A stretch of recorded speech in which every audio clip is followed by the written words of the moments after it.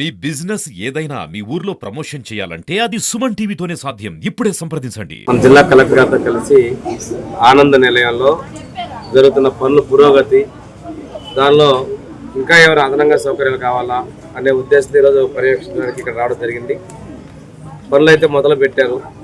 పిల్లలు వాళ్ళకి ఇంకొంచెం అదనపు సౌకర్యాలు కావాలని అడిగారు. వాటికి కూడా పనులు పూర్తి చేయండి, గ్రాంట్ ఏదైనా ఉంటే ఏదో ఒక పూల్లో నుంచి గ్రాంట్ ఇచ్చేదానికి ముందుకు వెళ్తాను కూడా ఇంజనీరింగ్ అధికారులకు ఆదేశాలు ఇవ్వడం జరిగింది. పిల్లల కొంత మెనూలో మార్పులు అడిగారు. స్థానికంగా ఏడీ సోషల్ వెల్ఫేర్ పర్యవేక్షణలో వారి మెనూలో కూడా మార్పులు చేసి పౌష్టికాహారంలో ఎక్కడ కూడా పోషక విలువలు తగ్గకుండా ఆ న్యూట్రిషన్ అదేవిధంగా వారి మెనూ కూడా ఇవ్వమని చెప్పడం జరిగింది.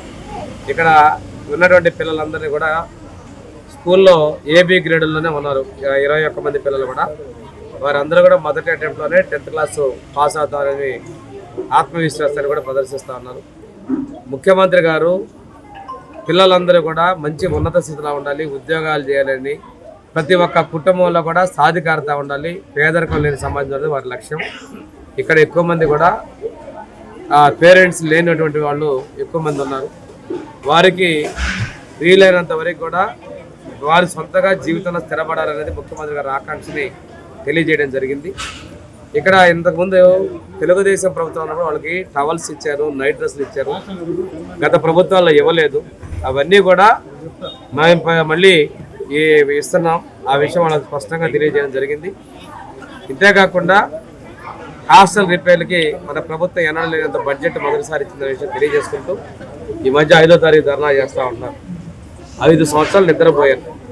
ఎప్పుడూ కూడా తల్లికి వందనం అని చెప్పి, అమ్మఒడి అని చెప్పి 50% మించి బడ్జెట్ ఖర్చు చేయని మీరు దయ్యాలు వేదాలు మాట్లాడుతూ ఉన్నారు. ఏం చేద్దాం అనుకుని 5వ తారీఖు వస్తున్నారా మీరు?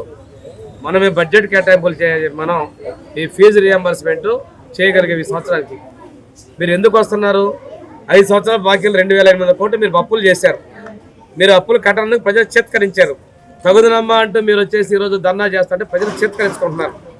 3,000 బకాయిలు ఎందుకు పెట్టారు? 2,800 కోట్ల రూపాయల బకాయిలు ఎందుకు పెట్టారు మీరు?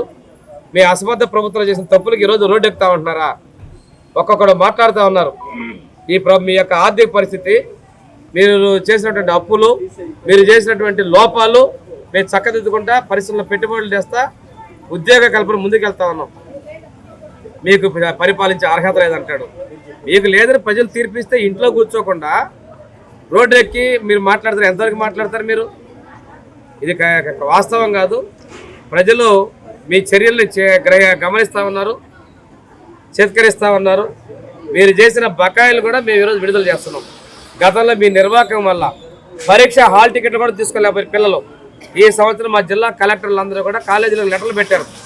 ఏ పిల్లవాడు కూడా మీరు హాల్ టికెట్ ఇవ్వకుండా ఉండకూడదు, ప్రతి ఒక్క పిల్లవాడు ఎగ్జామ్ రాయడానికి చర్యలు తీసుకున్నారు. ఇది మా ప్రభుత్వం యొక్క చిత్తశుద్ధి. మా కలెక్టర్లందరూ జవాబుదారీగా చేశారు. మీ టైంలో హాల్ టికెట్ తీసుకున్న వాళ్ళందరూ నేను తీసుకొస్తా. ఎంతమంది మా కళ్ళ ముందు ఉన్నారు. పరీక్ష రాసిన సర్టిఫికేట్ రాని ఎంతమంది ఉన్నారు? ఆ సర్టిఫికేట్లు విడిపిస్తున్నాం. గతాన్ని మరిచి ఏదో మీరు కృత్రిమంగా తప్పుడుగా వాళ్ళ మీద ప్రేమ వలకపోయొద్దు.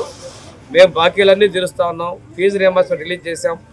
అదేవిధంగా గత ప్రభుత్వంలో మీరు పెట్టిన బకాయిలు తీరుస్తున్నాం. అమ్మఒడి అని చెప్పేసి ఏనాడు కూడా మీరు 50% మీకు మీరు ఖర్చు పెట్టాల. రికార్డ్స్ నా దగ్గర ఉన్నాయి. మొత్తం కూడా ఇస్తాను మీకు. వచ్చి ఏ సంవత్సరం మీరు ఎంత బడ్జెట్ పెట్టుకో ఒకసారి చెక్ చేసుకోమని తెలియజేసుకుంటూ, హాస్టల్ రిపేర్ మీరు ఇచ్చింది 25 కోట్లు మొత్తం 5 ఏళ్లలో. మేము 1 సంవత్సరంలో ఇచ్చింది 153 కోట్లు. మీకు మాకు తేడా. సంక్షేమం మీరు చెప్పేసి మా సంక్షేమాలు ఆపారన్నాడు. మీరు పెట్టే పథకాలు మేము పెట్టమని మొదట్లో చెప్పాం. మా పథకాలు మేము పెట్టుకున్నాం, మేము అమలు పరుస్తున్నాం. ఏది తెలియకుండా ఒకటే అమలు చేయలేదు అంటున్నారు. ప్రజల్లో తిరిగి దగ్గర మీకు తెలిసేది. ప్రజలు చేత్కరించిన ఎవరన్నా మీరు ప్రజలకు చూసారా? మీకు మాట్లాడే అర్హత లేదు. ప్రజలు మిమ్మల్ని తరిగి కొట్టే విషయాన్ని గుర్తు చేసుకోమని తెలియజేసుకుంటాం. అభివృద్ధి ప్రభుత్వం మేము స్థానికంగా ఉన్నటువంటి ప్రజలు కోరున్నారు. ఈరోజే ప్రభుత్వం మంజూరు చేస్తా ఉత్తర్వులు ఇచ్చింది. అందులో ₹1 కోటి CGFగా కూడా రిలీజ్ చేసినందుకు నేను ముఖ్యమంత్రి గారికి, అదేవిధంగా దేవాదాయ శాఖ మంత్రి గారికి ప్రత్యేకంగా ధన్యవాదాలు తెలియజేస్తాను.